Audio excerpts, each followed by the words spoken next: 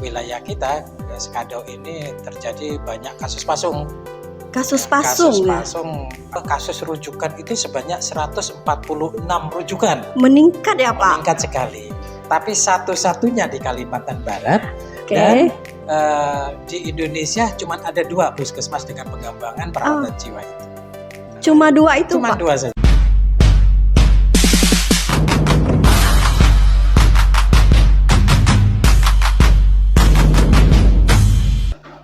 Halo, selamat datang di Expose, edukasi kesehatan melalui podcast Puskesmas Selalong.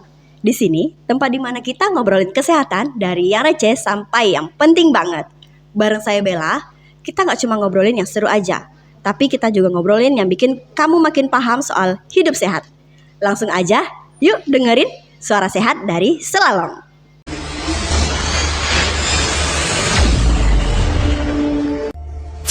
Oke teman-teman, hari ini spesial banget nih karena kita kedatangan tamu yang luar biasa. Beliau adalah sosok yang sudah lama berkontribusi di dunia kesehatan, terutama di wilayah kita tercinta di Selalong. Langsung saja kita sambut Kepala Puskesmas Selalong, Bapak Slamet Subagio SKM. Apa kabarnya nih Pak? Baik Bella. Alhamdulillah, terima kasih banget nih Pak udah sempatkan waktunya untuk hadir ngobrol bareng kita di Expose nih. Oke, sama-sama ya. Mudah-mudahan yang saya sampaikan nanti itu tidak receh-receh amat lah. Tidak apa-apa Pak, itu penting kok. Dari kita ngobrolin dari yang receh sampai yang penting tadi Pak. Hari ini kita bakal ngobrolin seru nih. Mungkin tentang sesuatu yang sering dianggap sepele, tapi sebenarnya tuh penting banget nih Pak. Yaitu ya sejarah perjalanan puskesmas kita. Nah, kami ini penasaran, gimana sih awal mulanya, suka dukanya, dan gimana peran pentingnya untuk masyarakat di sekitar ini. Mungkin langsung aja kali ini kita gali bareng nih Pak. Oke. Ya. Nah, mungkin pertama nih Pak, boleh nih cerita sedikit gimana awal mulanya puskesmas kita nih berdiri. Oke Bel, sebenarnya awal mula puskesmas berdiri ini tidak berbeda jauh dengan puskesmas-puskesmas di seluruh Indonesia. Oke. Ya, apalagi Kecamatan Skado Hilir ini memiliki luas wilayah yang sangat luas, sehingga pemerintah daerah ketika itu ini membagi menjadi 4 titik wilayah, di mana 4 titik wilayah itu dibangun puskesmas, 4 buah puskesmas di 1 wilayah kecamatan. Nah, salah satunya itu Puskesmas Selalong kita, dan sebelumnya itu tidak di sini tempatnya. Oh, bukan di sini ya Pak? Ya, tidak di sini, tapi di Trans SP2 itu di Dusun Tapak Munti itu sangat jauh dari sini. Oke, jauh ternyata. Berarti sebelumnya belum di sini nih Pak? Belum di sini, dan jangkauannya itu Jalan Setapak. Oh, Ya, Jalan Setapak. Jalan Setapak itu. Kisaran tahun 92-an gitu lah. Oh, udah lama juga ternyata Selalong ini berdiri ya Pak puskesmasnya ya.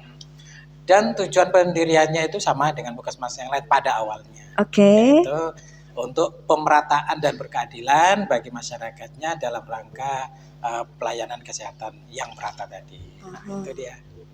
Oke. Nah nih Pak, kan awal mulanya di jauh nih Jalan Setapak. Gimana maksudnya pemerintah bisa memikirkan sampai kita berada di tepi jalan gini nih Pak? Nah, itu yang menarik ya. Ketika pada awal itu pemerintah daerah kita di masa-masa itu kisaran tahun 2014-an.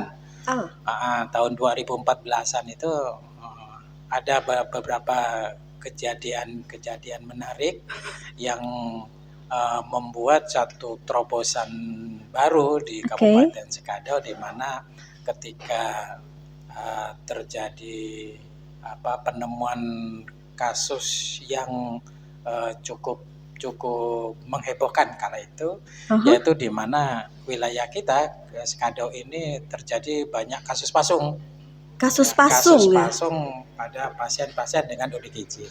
Oke. Gitu. Tapi maaf nih Pak, berarti dari tahun 92 sampai ke 2014 itu ya Pak? lumayan lama Ya sebenarnya. kalau kita lihat di awalnya ya, kalau kita melihat dari data, kalau kita melihat dari data itu tahun 2014 itu ada 23 kasus dengan orang dengan ODGJ. Itu cukup banyak untuk wilayah di tempat kita itu. Di Kabupaten Sekado itu sangat banyak dengan kasus yang 23 itu. Nah, sementara tahun 2015 ini malah lebih meningkat lagi. Karena di tahun 2015 itu sudah mulai diperkenalkan dan sudah mulai diberlakukan peraturan Bupati nomor 2 tahun 2014 itu, di mana di dalam SOTK itu dikatakan bahwa Puskesmas Selalong ini dinyatakan sebagai puskesmas dengan perawatan pengembangan kesehatan jiwa. Oke. Nah, ini saya tertarik nih Pak tentang kesehatan jiwanya nih. Berarti di Sekadau ini Puskesmas Selalong itu satu-satunya puskesmas yang ada ranap jiwa ya Pak, ngerawat pasien jiwa gitu ya Pak. Kalau kita lihat sampai dengan saat ini ya Bel ya, itu sebenarnya tidak hanya satu-satunya di Kabupaten Sekadau, tapi satu-satunya di Kalimantan Barat. Dan di Indonesia cuma ada 2 puskesmas dengan pengembangan perawatan jiwa itu. Cuma 2 itu Cuma Pak? 2 saja sebenarnya. Oke, boleh mungkin kita plus dulu Pak. Nah, ini kan berarti pemerintah mungkin melihat perkembangan zaman ya Pak, dari kita puskesmas di dalam, terus pasiennya mungkin mulai banyak, makanya dipindahkan ke tepi jalan itu gimana? Iya betul. Jadi ketika tahun 2014 itu puskesmas didirikan, ya, didirikan dalam rangka pengembangan jiwa itu, maksudnya puskesmas mulai diberlakukan dengan perawatan pengembangan jiwa itu tahun 2014 itu. Ketika tahun 2014 dan ketika peraturan Bupati nomor 2 tahun 2014 itu berlaku, maka praktis seluruh Kabupaten Sekado ini betul-betul mengerahkan segala daya upaya untuk menjaring semua ODGJ yang ada. Maka dari itu Bel, ini bukan berarti masyarakat yang menderita ODGJ di Kabupaten Sekado itu banyak ataupun terjadi peningkatan di tahun itu, tidak. Melainkan karena betul-betul dilakukan penjaringan yang signifikan, yang intens gitu ya, sehingga itu tadi ada rujukan sampai 146 kasus, dan kasus dengan rawat inap itu 243 kasus itu di tahun 2015. Nah nih Pak, ini saya penasaran tentang penjaringan ODGJ ya Pak yang dilakukan mungkin dari pemerintah daerah. Nah, kategori ODGJ itu yang seperti apa aja sih Pak sampai dikategorikan jadi ODGJ gitu Pak? Baik, ya, ketika itu tidak seperti sekarang ya. Kalau sekarang ini screening yang dilakukan kan meliputi dengan gangguan kesehatan yang ringan ataupun ini. Tapi ketika waktu itu hanya dicari yang ODGJ yang kasus berat.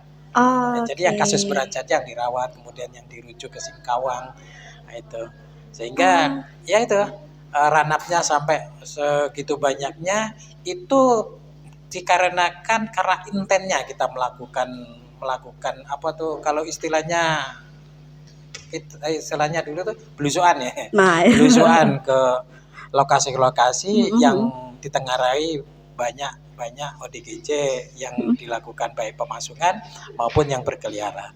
Berarti gini ya Pak, sebelum berdirinya Puskesmas Selalong sebagai puskesmas jiwa tadi yang di tahun 2015, setelah penjaringan berarti pasien-pasiennya itu dirujuk semuanya ke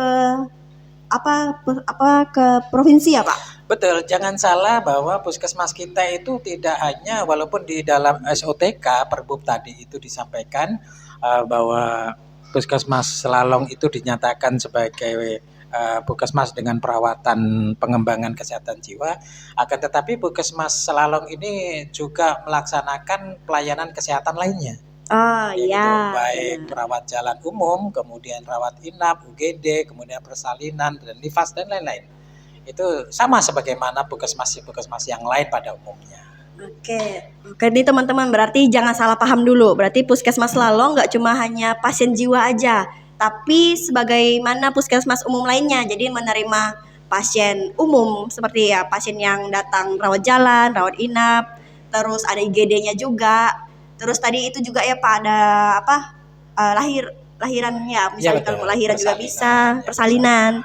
Terus ya itu tadi khusus kita mungkin lebih ke ciri khasnya ya, ada rawat jalan jiwa dengan rawat inap jiwa ya Pak. Betul, ciri khas dan karakteristik. Nah, lebih pasnya kita memiliki karakteristik yang unik dan khas. Karakteristiknya ya Pak. Karakteristik yang khas dan unik dari Puskesmas Lalong. Oke. Nah, selama perjalanan Puskesmas ini berdiri, mungkin Pak sampai Bapak sekarang menjabat jadi Kepala Puskesmas Lalong di tahun 2025 ini, apa kira-kira tantangan yang paling besar, yang paling terasa menurut Bapak? Ya tentu kalau tantangan ini semua kepala puskesmas yang terdahulu maupun sekarang ini memiliki tantangan yang berbeda-beda dan unik, semuanya unik. Karena kaitannya dengan karakteristik daripada puskesmas kita sendiri dengan perawatan kesehatan jiwa, maka tantangan itu akan menjadi berbeda dan lebih menarik dibandingkan dengan puskesmas yang lain tentunya. Gitu, kan? Sehingga kalau menurut saya ketika saya pernah bertugas di puskesmas sebelumnya, ini justru menjadi tantangan yang unik, asik dan menarik bagi saya. Bagaimana kita menggali potensi yang ada di dalam diri kita dalam rangka untuk meneruskan serta memantapkan program serta pengembangan perawatan jiwa yang sudah ada itu. Oke. Nah Pak, untuk perkembangan puskesmas kita ini, mungkin masyarakat di sekitar sini ada terlibat nggak Pak untuk kayak perkembangan puskesmas kita? Ada terlibat? Oh tentu. Terutama di stakeholdernya, jadi pengambil kebijakan dan pengambil keputusan yang ada di wilayah kita ini tentu sangat berperan sekali, terutama masyarakatnya. Di mana masyarakatnya begitu welcome gitu ya Bel ya, begitu terbuka dengan adanya pengembangan perawatan jiwa ini, sehingga masyarakat itu sekarang sudah terbiasa dengan adanya tiba-tiba malam-malam ataupun ada yang keluyuran, kemudian ada pasien yang membutuhkan perawatan khusus, itu masyarakat sudah memaklumi. Nah disitulah dukungan yang telah diberikan oleh masyarakat kita yang ada di wilayah Puskesmas Lalong ini. Oke, mungkin nih Pak, ini kan wacana dari mungkin ini inovasi dari pemerintah daerah ya untuk membangun puskesmas menjadi puskesmas rawat jalan dan rawat inap jiwa. Ada nggak dukungan dari pemerintah daerah untuk puskesmas kita tersendiri itu Pak? Oh tentu.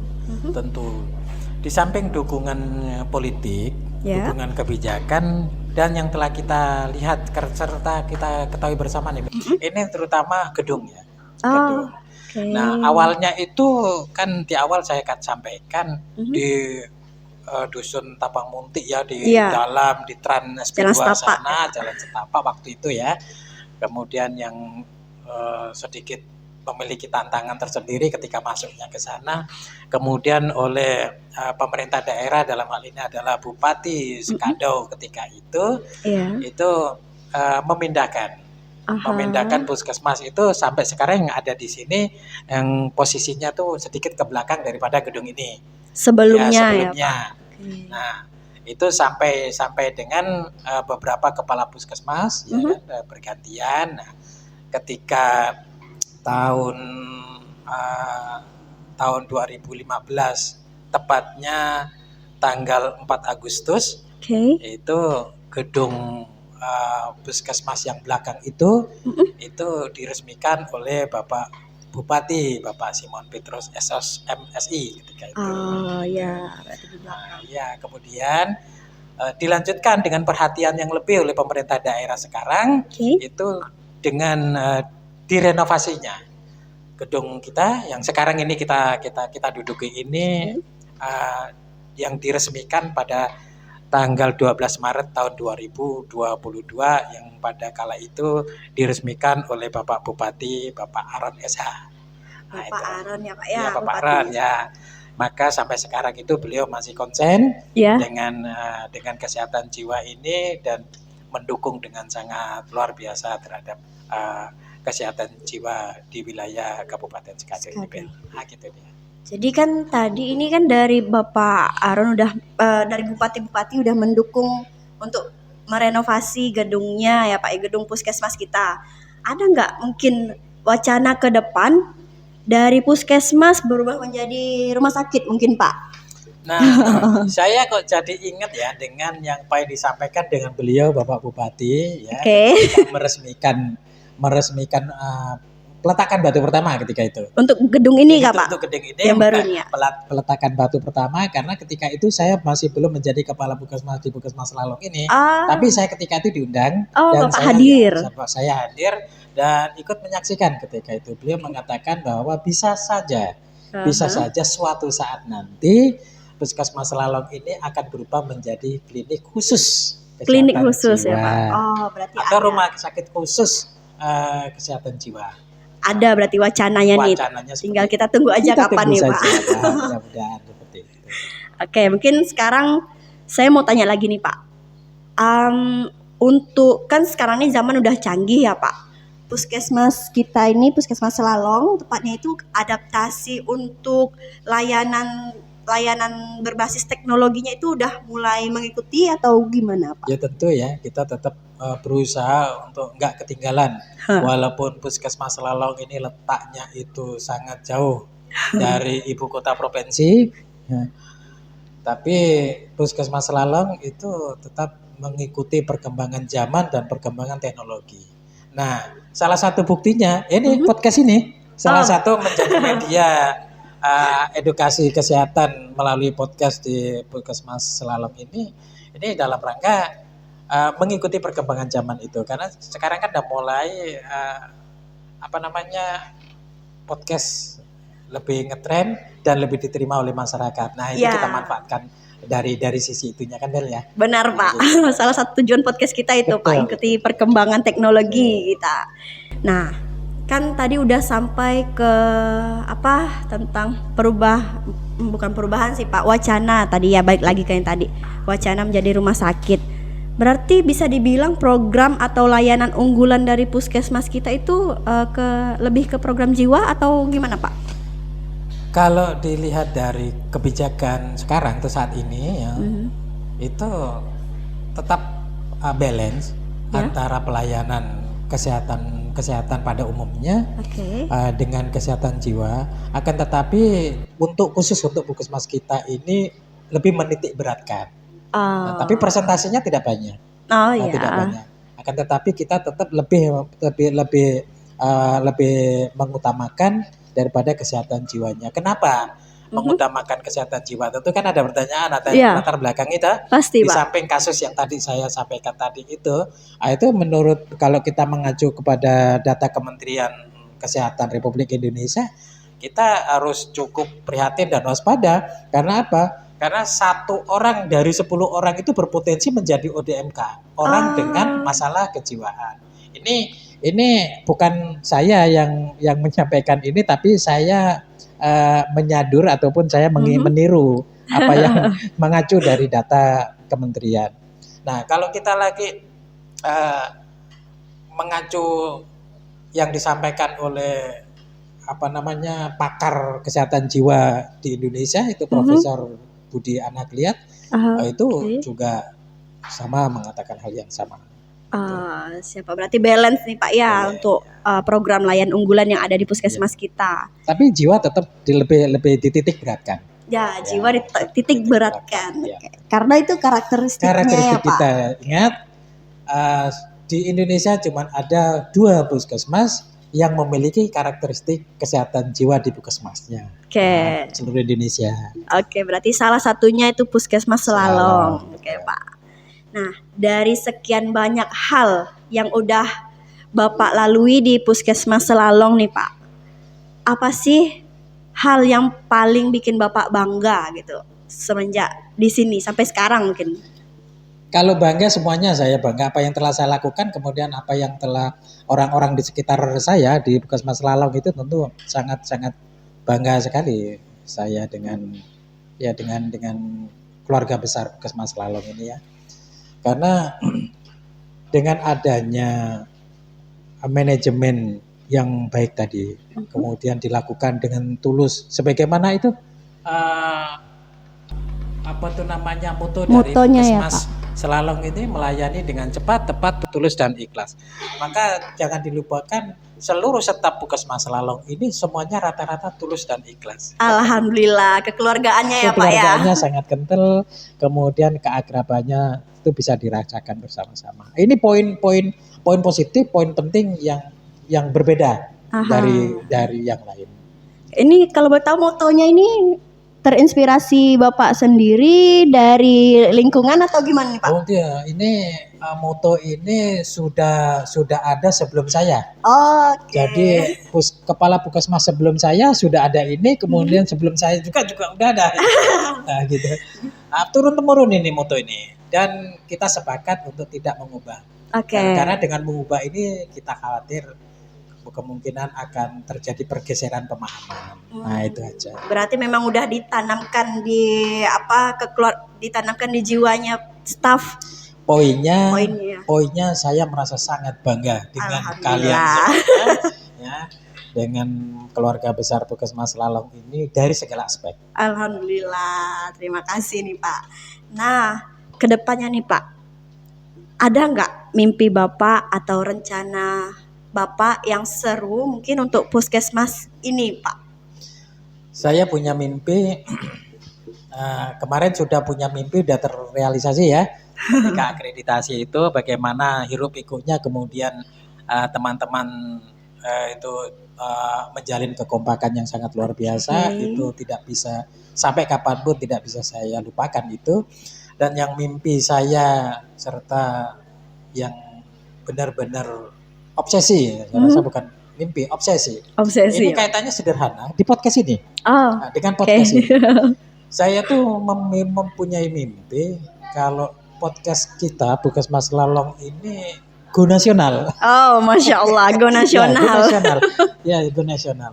Artinya, sesungguh pun kita ini hanya podcast di puskesmas yang sangat terpencil, ya. Tetapi kita mampu memberikan informasi yang edukasi yang baik, kemudian yang positif kepada masyarakat, khususnya wilayah puskesmas kita, kemudian Kabupaten Sekadau, kemudian melebarnya ke Provinsi Kalimantan Barat, dan bila perlu seluruh Indonesia. Nasional ya Pak. Amin. Itu mimpi saya. Amin, semoga. Walaupun ya mudah-mudahan ketika saya pensiun nanti podcast ini masih terus berlangsung dan hostnya tetap masih Bella ya. Amin. Bapak kapan berarti pensiun? Belum, masih lama kan Pak? Tahun depan, insya Allah tahun depan 1 November 2026. Masya Allah, tahun depan. Semoga kita semua tim Selalong bisa membuat kesan yang baik untuk Bapak ya. Amin. Saya merasa yakin dan optimis. Kita sudah menjalani banyak hal di Puskesmas Selalong ini. Kemudian kita sudah melalui bersama-sama. Kemudian yang tadinya nggak bisa ngelas. Ngelas Pak. Iya, karena terbentur dari finansial ya. Jadi kita membuat itu semuanya agar menjadikan puskesmas kita yang setara dengan puskesmas yang lain yang di kota. Gitu. Siap. Oke, mungkin segitu dulu nih Pak untuk hari ini obrolan kita, gimana nih Pak? Oke, terima kasih Bella atas waktunya ya yang dikasihkan ke saya ini. Mudah-mudahan ini berjalan terus. Amin. Kemudian yang pasti itu Bella sehat terus. Amin, Bapak juga sehat nih Pak. Jangan hujan-hujanan. Agak bindeng nih teman-teman semuanya. Oke, terima kasih ya Bella ya teman-teman kru yang lain, terima kasih. Terima kasih semuanya. Nah, mungkin banyak hal nih yang sebenarnya kita nih sebelumnya nggak tahu, karena podcast ini nih Pak bareng Bapak Kepala Puskesmas Selalong, kita jadi tahu banyak hal tentang puskesmas kita. Nah, ya terima kasih nih Pak. Terima kasih untuk semuanya. Terima kasih sama-sama. Terima kasih Bella. Ya, terima kasih untuk teman-teman juga yang udah nonton dari awal sampai akhir selesainya podcast kita hari ini. Sampai ketemu di episode selanjutnya. Jaga diri. jaga hati, dan jangan lupa tetap sehat ya. Dari Slalom untuk kamu yang mau hidup lebih sehat.